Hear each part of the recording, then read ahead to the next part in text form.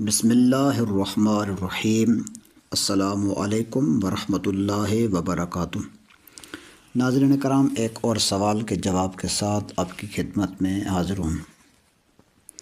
سوال یہ ہے کہ وتر میں تکبیر قنوت کے لیے ہاتھ اٹھانا بھول گئے تو کیا آخر میں سجدہ سہو کرنا پڑے گا؟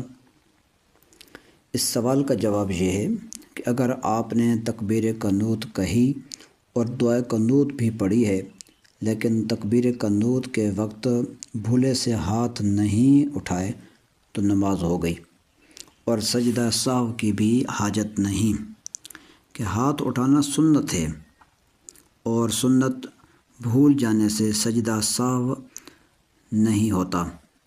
ہاں، اگر تکبیر قنوت بھی بھولے سے رہ گئی تھی تو اس کی وجہ سے سجدہ سہو لازم ہوگا کہ تکبیر قنوت واجب ہے، اور واجب بھولے سے چھوٹ جائے تو سجدہ سہو لازم آتا ہے۔ واللہ اعلم عز وجل ورسولہ اعلم، صلی اللہ تعالی علیہ وآلہ وسلم۔